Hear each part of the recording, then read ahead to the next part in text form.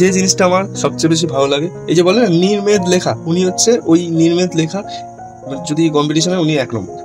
কারণ এত ঝরঝরে লেখা আমি আর কোনো লেখকের পড়িনি, আমি সিরিয়াসলি বলছি। এরকম মানে কোনো ভেজানো নেই, কোনো এক্সট্রা কোনো কথা নেই, কোনো মানে প্রকৃতির বর্ণনা নেই, কোনো একটা মানুষকে যে দেখছি আমি কি চোখে তার আলাদা করে কোনো বর্ণনা নেই, জাস্ট ঠাক ঠাক ঠাক ঠাক করে করে যাচ্ছে। আর আপনি মানে বলতে পারবেন না যে খুব ফাস্ট বেরোচ্ছে কোনো কিছুতে, কোনো গল্প মানে যে একটা ব্যাকগ্রাউন্ড ক্রিয়েট করা, গল্প যে একটা বেস ক্রিয়েট করা, তার উপর যে ইমারতটা করবে, সেই যে বেসই ক্রিয়েট হচ্ছে না, ইমারত হয়ে যাচ্ছে, সেরকম আপনি কিন্তু বলতে পারবেন না। মানে প্রচুর কথোপকথন হতে থাকে, তার মধ্যে দিয়ে কিন্তু গল্প এগোতে থাকে, মানে গল্প কোথাও মানে একদম ঝরঝরে লেখা আর বিশাল ফাস্ট এগোয়। ব্লু ফ্লাওয়ার সিরিজটা মানে উনি বলে, ব্লু ফ্লাওয়ার সিরিজটা আমার মনে নেই এখন কতগুলো পাতা ছিল, কিন্তু আমি হলপ করে বলতে পারি ওই সিরিজটা যদি অন্য কেউ লিখতো অ্যাটলিস্ট ডবল পেজ ইউজ হতো আর কি, কারণ সিরিজটাতে প্রচুর কিছু আছে, আর উনি বলেই অত কম পেজের মধ্যে সেটাকে নামাতে পেরেছে। মানে একদম ঝরঝরে লেখা, পুরো নির্মেদভাবে এগোচ্ছে সব। আপনি পরিষ্কার আপনার মানে যে পড়ে যে আপনি চিত্রায়ন বা ভিজুয়ালাইজেশন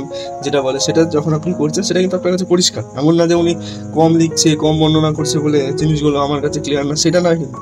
তো ওনার এই জিনিসটা আমার সবচেয়ে ফেভারিট। তো এই একটা জিনিসের জন্য আমি সবার প্রথম ওনার লেখা তো পছন্দ করেছিলাম, তারপর যত দিন গেছে প্লট ওয়াইজ বা স্টোরি ওয়াইজও আমার খুব ভালো লেগেছে।